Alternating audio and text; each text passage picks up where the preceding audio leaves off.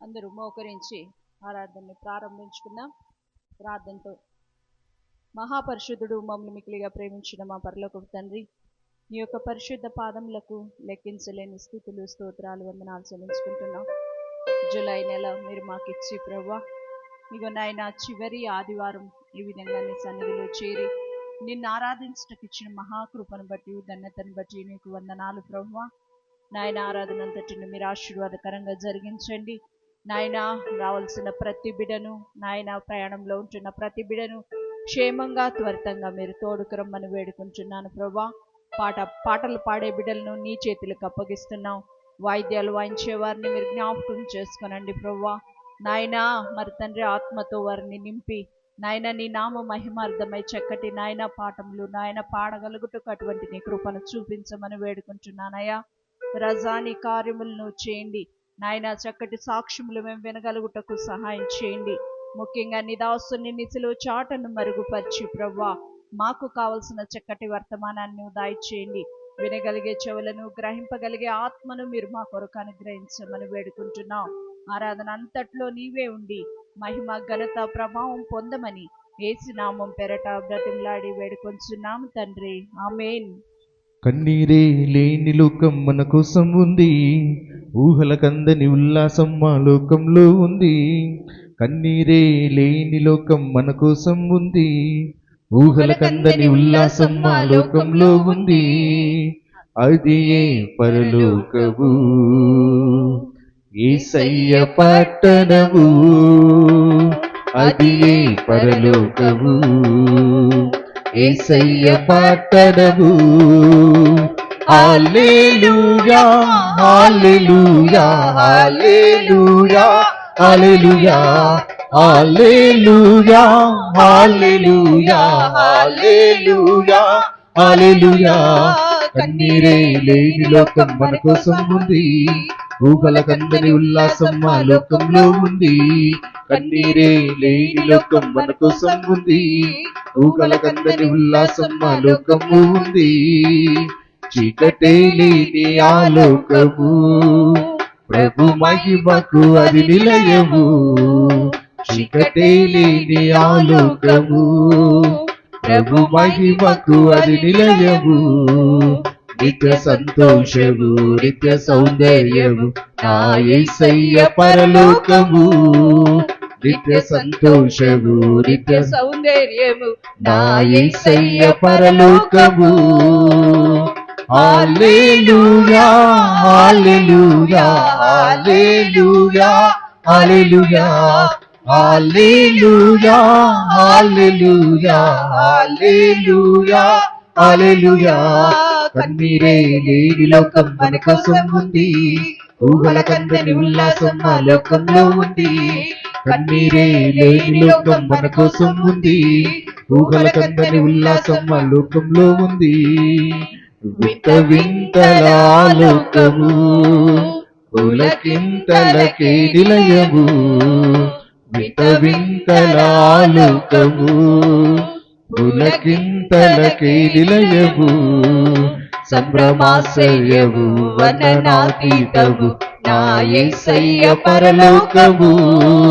సంభ్రమాశ్చర్యము, వర్ణనాతీతము, నా యేసయ్య పరలోకము.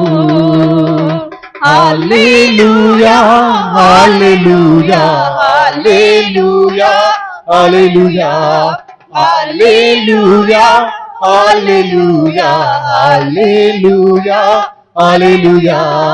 కన్నీరే లేని లోకం మన కోసం ఉంది, ఊహల కందని ఉల్లాసం మా లోకంలో ఉంది. కన్నీరే లేని లోకం మన కోసం ఉంది, ఊహల కందని ఉల్లాసం మా లోకంలో ఉంది. హల్లెలూయా హల్లెలూయా. ప్రేమ, యేసుని ప్రేమ, అది ఎవ్వరు కొలువలేనిది. నిజము దీనిని నమ్ము, ఇది భువి అందించలేనిది. ప్రేమ, యేసుని ప్రేమ, అది ఎవ్వరు కొలువలేనిది. నిజము దీనిని నమ్ము, ఇది భూమి అందించలేనిది, ఎన్నాడెన్నడు మారనిది నా యేసుని దివ్య ప్రేమ, ఎన్నాడెన్నడు వీడనిది నా యేసుని నిత్య ప్రేమ, ఎన్నాడెన్నడు మారనిది నా యేసుని దివ్య ప్రేమ, ఎన్నాడెన్నడు వీడనిది నా యేసుని నిత్య ప్రేమ. ప్రేమ యేసుని ప్రేమ, అది ఎవరు కొలువలేనిది, నిజము దీనిని నమ్ము, ఇది భూమి అందించలేనిది. తల్లిదండ్రుల ప్రేమ నీడవలె గతించును, తల్లిదండ్రుల ప్రేమ నీడవలె గతించును, కన్నా బిడ్డల ప్రేమ కలలా కరిగిపోదు, కన్నా బిడ్డల ప్రేమ కలలా కరిగిపోదు, ఎన్నాడెన్నడు మారనిది నా యేసుని దివ్య ప్రేమ, ఎన్నాడెన్నడు వీడనిది నా యేసుని దివ్య ప్రేమ. ప్రేమ యేసుని ప్రేమ, అది ఎవరు కొలువలేనిది, నిజము దీనిని నమ్ము, ఇది భూమి అందించలేనిది. భార్యాభర్తల మధ్య వికసించిన ప్రేమ పుష్పము, భార్యాభర్తల మధ్య వికసించిన ప్రేమ పుష్పము, వాడిపోయి రాలును త్వరలో, వేడలా మిగిలిపోదు, వాడిపోయి రాలును త్వరలో, వేడలా మిగిలిపోదు, ఎన్నాడెన్నడు మారనిది నా యేసుని దివ్య ప్రేమ, ఎన్నాడెన్నడు వీడనిది నా యేసుని నిత్య ప్రేమ. ప్రేమ యేసుని ప్రేమ, అది ఎవరు కొలువలేనిది, నిజము దీనిని నమ్ము, ఇది భూమి అందించలేనిది. ధరణిలోని ప్రేమలన్నీయు స్థిరము కాదు కరిగిపోవును, ధరణిలోని ప్రేమలన్నీయు స్థిరము కాదు కరిగిపోవును, క్రీస్తు యేసు కల్వరి ప్రేమ కడవరకు ఆదరించును, క్రీస్తు యేసు కల్వరి ప్రేమ కడవరకు ఆదరించును, ఎన్నాడెన్నడు మారనిది నా యేసుని దివ్య ప్రేమ, ఎన్నాడెన్నడు వీడనిది నా యేసుని నిత్య ప్రేమ. ప్రేమ యేసుని ప్రేమ, అది ఎవరు కొలువలేనిది, నిజము దీనిని నమ్ము, ఇది భూమి అందించలేనిది. హల్లెలూయా హల్లెలూయా హల్లెలూయా. ఇసేన పరిహారీ, ప్రియ ఇసేన పరిహారీ, నా జీవిత కాలమెల్లా ప్రియ ప్రభువే నా పరిహారి. నా జీవిత కాలమెల్లా ప్రియ ప్రభువే నా పరిహారి. యేసే నా పరిహారి, ప్రియ యేసే నా పరిహారి. నా జీవిత కాలమెల్లా ప్రియ ప్రభువే నా పరిహారి. నా జీవిత కాలమెల్లా ప్రియ ప్రభువే నా పరిహారి. ఎన్ని కష్టాలు కలిగినను నన్ను కుంగించే బాధలెన్నో. ఎన్ని కష్టాలు కలిగినను నన్ను కుంగించే బాధలెన్నో. ఎన్ని నష్టాలు వాటిల్లినా ప్రియ ప్రభువే నా పరిహారి. ఎన్ని నష్టాలు వాటిల్లినా ప్రియ ప్రభువే నా పరిహారి. యేసే నా పరిహారి, ప్రియ యేసే నా పరిహారి. నా జీవిత కాలమెల్లా ప్రియ ప్రభువే నా పరిహారి. నా జీవిత కాలమెల్లా ప్రియ ప్రభువే నా పరిహారి. నన్ను సాతాను వెంబడించినా, నన్ను శత్రువు ఎదిరించినా, నన్ను సాతాను వెంబడించినా, నన్ను శత్రువు ఎదిరించినా, పలు విందలు నన్ను చుట్టినా ప్రియ ప్రభువే నా పరిహారి. పలు నిందలు నన్ను చుట్టినా ప్రియ ప్రభువే నా పరిహారి. అందరూ కలిసి పాడదాం. యేసే నా పరిహారి, ప్రియ యేసే నా పరిహారి. నా జీవిత కాలమెల్లా ప్రియ ప్రభువే నా పరిహారి. నా జీవిత కాలమెల్లా ప్రియ ప్రభువే నా పరిహారి. హల్లెలూయా, హల్లెలూయా, హల్లెలూయా, హల్లెలూయా. చదవబడిన కీర్తన 37వ కీర్తన, దావీదు రచించిన కీర్తన. ఈ దావీదు రచించిన ఈ కీర్తనలో మరి దావీదు ఏమంటున్నాడంటే, చెడ్డవారిని చూచి వ్యసన పడకుము, దుష్కార్యములు చేయువారిని చూచి మత్సర పడకుము. అయ్యా, వారు చెడ్డగా ఉన్నారు, వారు దుష్కార్యములు చేయుచున్నారు, అయినా వారు చక్కగా ఉన్నారు. నేనైతే నిన్ను అనుసరిస్తున్నాను, కానీ నాకు చాలా ఇబ్బందులు వస్తున్నాయని ఒక రకమైన ఆలోచన దావీదులోనికి వచ్చింది.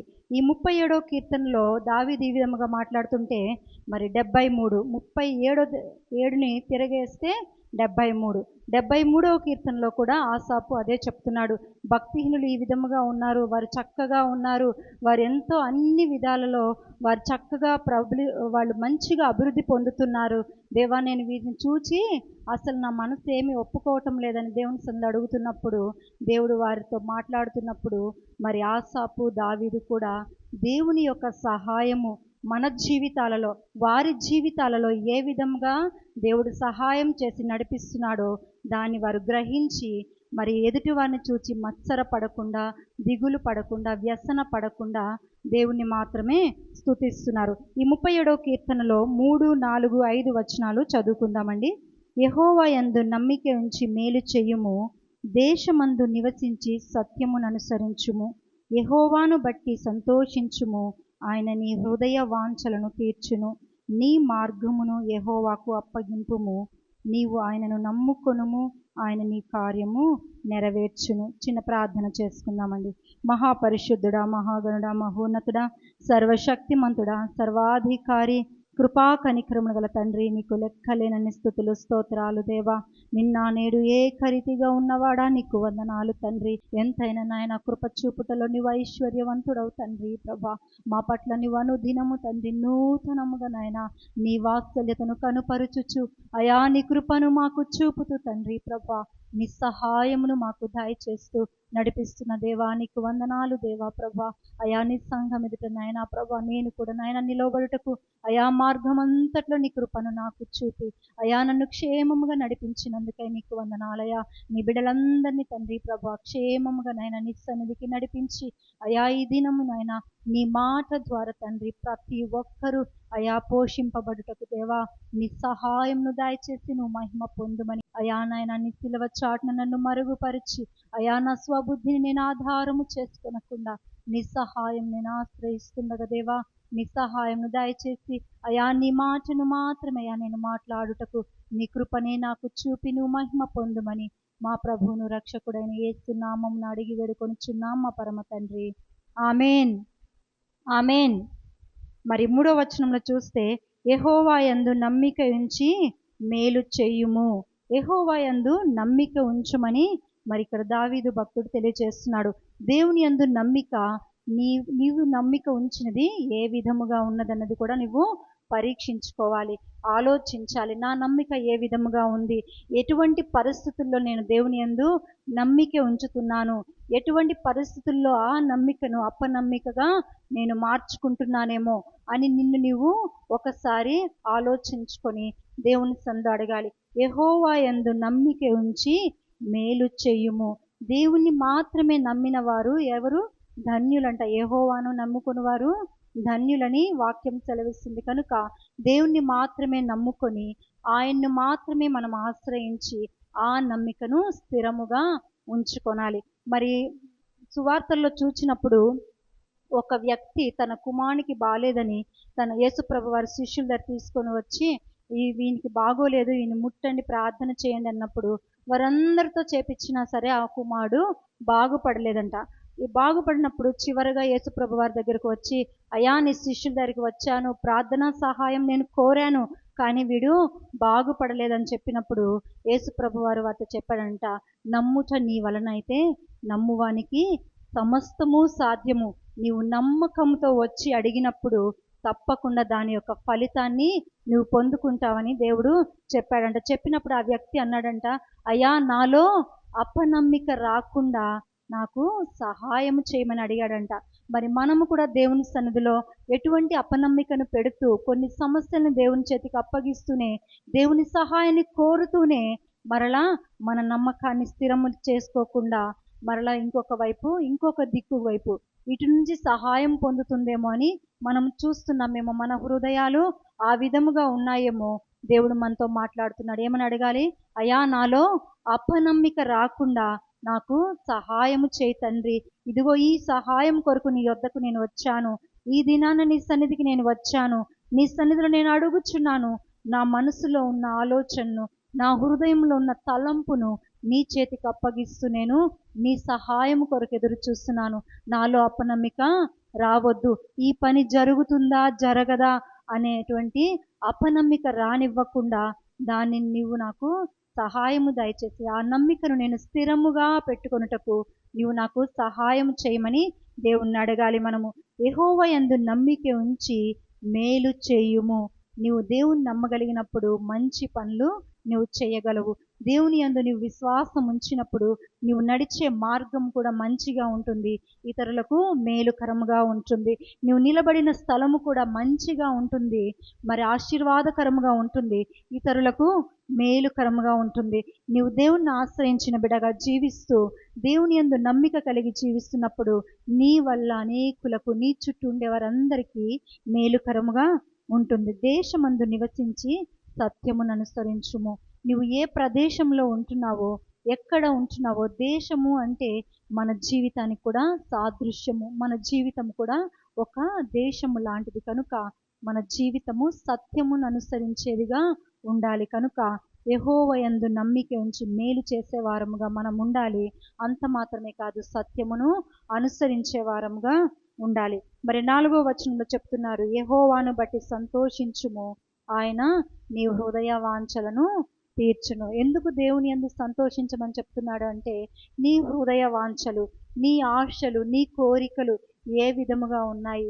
ఒకవేళ నీ ఆశ, నీ కోరిక సరైనదో కాదో నీకు అర్థం కానప్పుడు నువ్వు దేవుని సన్నిధిలో అడగాలి.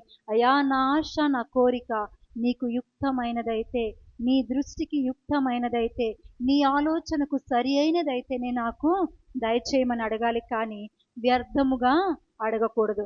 అడిగినప్పుడు దేవుడు ఇచ్చాడు అనుకోండి, అది సరైన ఆశ కానప్పుడు దానిలో నువ్వు నశించిపోయే ప్రమాదం ఉంటుంది. ఒక ఫోన్ కావాలని నువ్వు దేవుని సన్నిధిలో ప్రార్థించి అడిగావనుకో, ఫోన్ నీకు దేవుడు సహాయం దయచేసి ఒక మార్గాన్ని ఏర్పాటు చేసి ఆ ఫోన్ నీకు వచ్చేలా దేవుని సహాయం చేశాడు అనుకోండి, దాని ద్వారా నువ్వు పాడవకూడదని ముందుగానే దేవుని సన్నిధిలో అడగాల. దేవుని సన్నిధి ముందుగానే దేవుని సన్నిధి ముందుగానే నువ్వు దేవుని సన్నిధిలో విన్నవించాలి. అయ్యా నాకు ఫోన్ అవసరము, కానీ ఫోన్లో వ్యర్థమైన వాటిని నేను చూచి పాడైపోకూడదు. దాని అవసరత ఎంత ఉందో అంత మేరకే నేను దాన్ని వినియోగించుకోవాలి. కనుక అయ్యా అటువంటి బుద్ధి జ్ఞానమును నాకు దయచేయమని అడిగి దేవుని దగ్గర మనము దేవుని సన్నిధి అడిగినప్పుడు, యెహోవాను బట్టి సంతోషించినప్పుడు మన హృదయ వాంఛలను దేవుడు తీర్చే దేవుడు. ఎటువంటి పరిస్థితుల్లో నువ్వు సంతోషిస్తావు?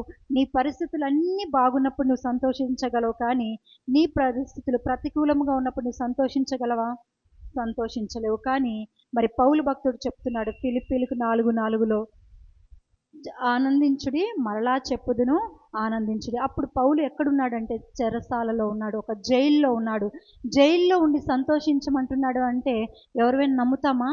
జైల్లో ఉన్నప్పుడు, ఒక భయంకరమైన పరిస్థితిలో ఉన్నప్పుడు, ఎవరినైనా ఒకరిని తీసుకువెళ్ళి జైల్లో పెట్టినప్పుడు అక్కడ పరిస్థితి చాలా భయంకరంగా ఉంటుంది. వారు ఎవరితో మాట్లాడలేరు, ఎవరిని చూడలేరు, ఏం చెప్పుకుందామన్నా ఎవరు అక్కడ కనిపించరు.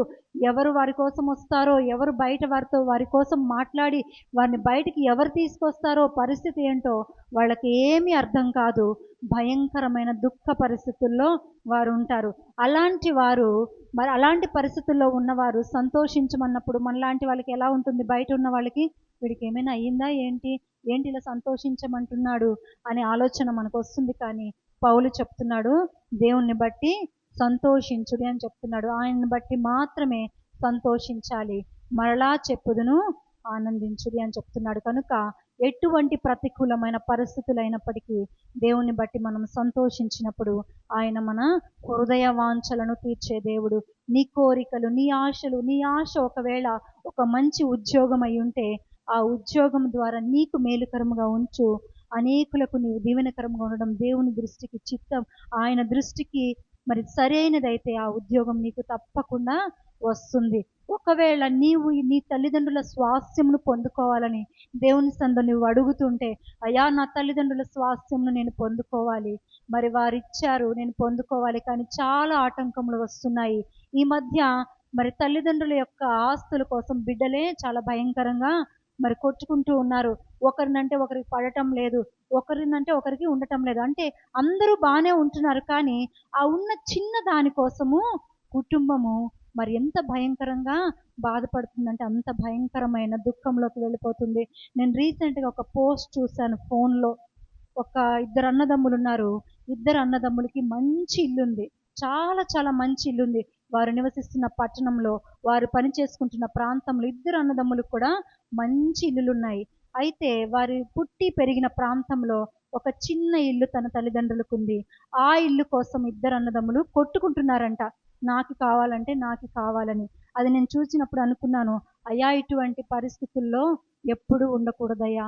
నీకు మంచిగా మేము జీవిస్తూ, నీకు మహిమకరంగా మేము జీవిస్తూ, ఇతరులకు ఆశీర్వాదకరంగానే మేము ఉండాలి. కానీ ఇలాంటి ఆలోచనలు మాలోనికి రానివ్వద్దు, నాలోనికి రానివ్వద్దు అని నేను దేవుని సన్నిధిలో అడిగాను అనమాట.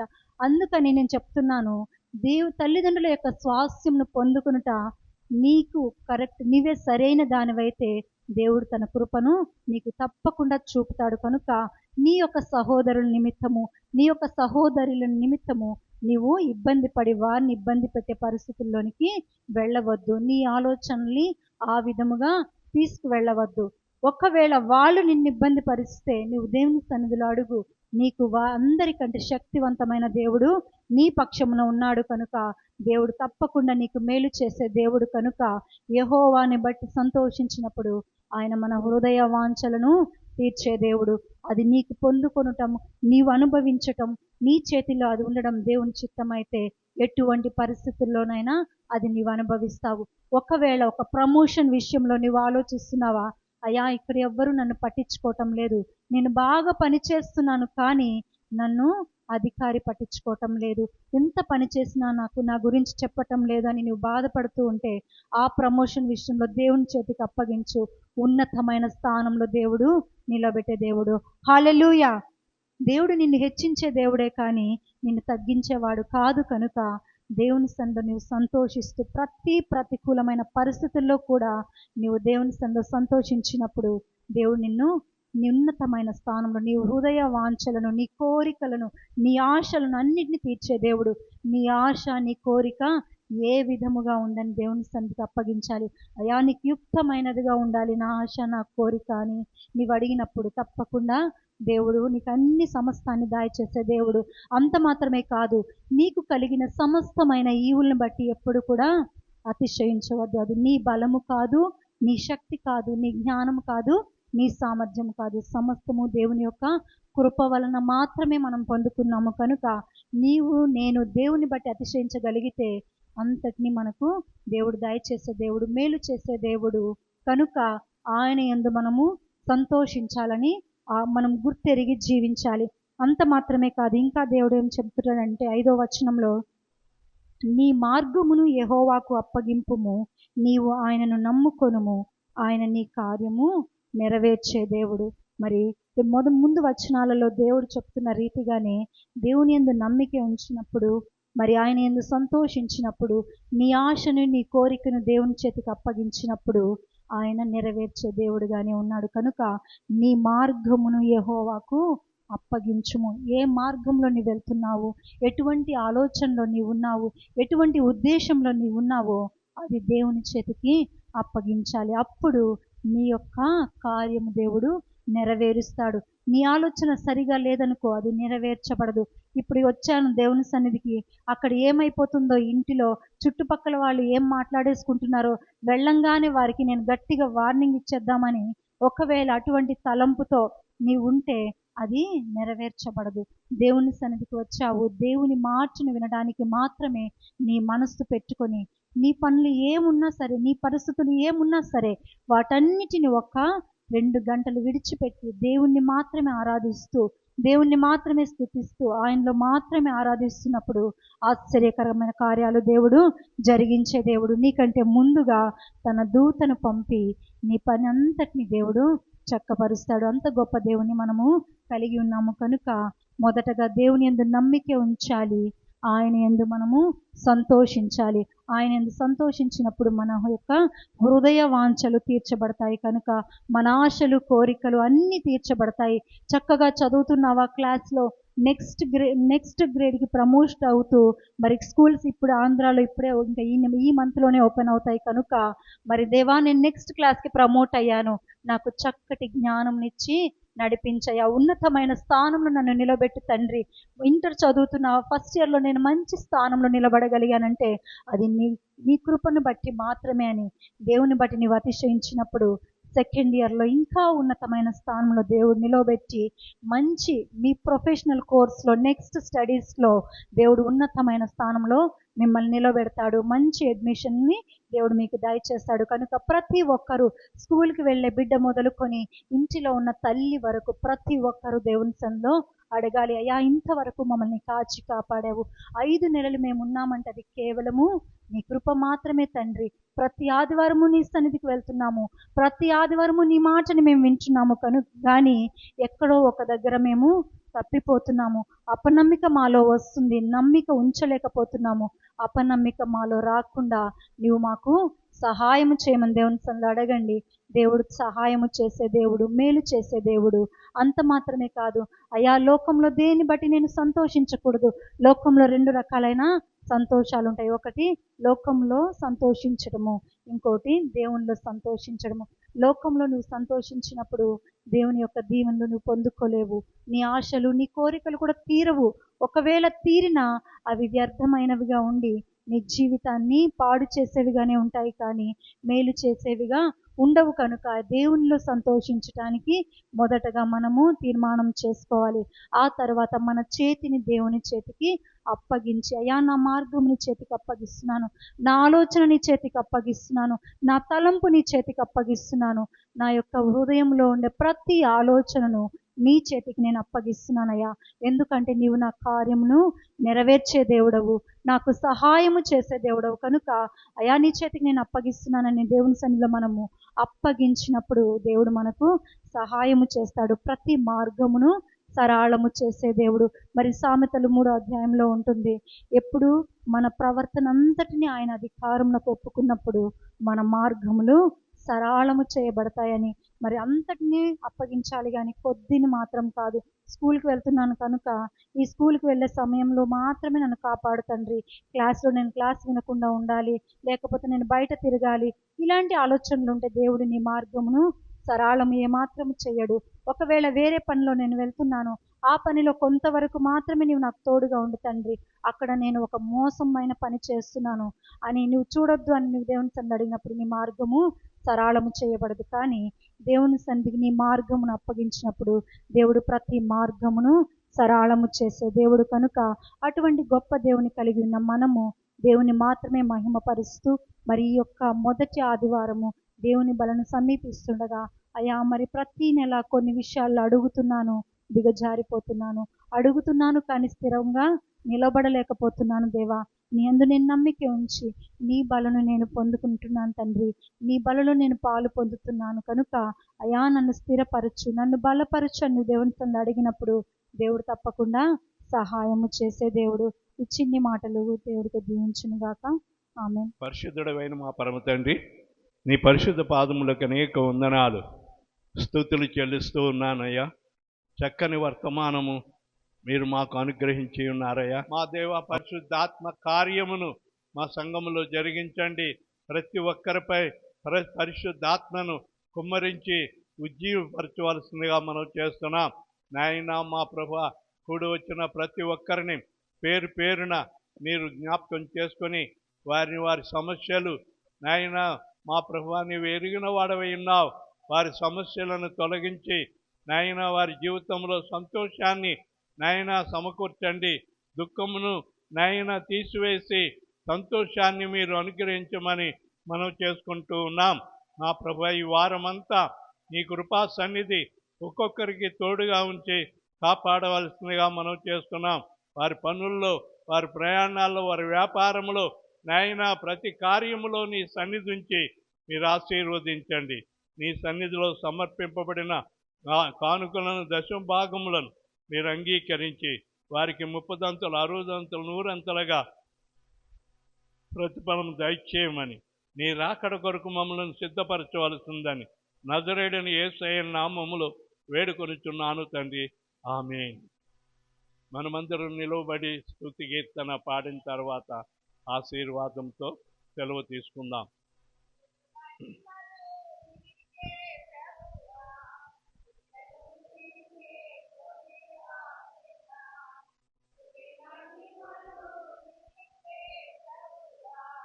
నిత్యము నిన్నే కొనియాడెదా, హల్లెలూయా హల్లెలూయా హల్లెలూయా హల్లెలూయా హల్లెలూయా హల్లెలూయా.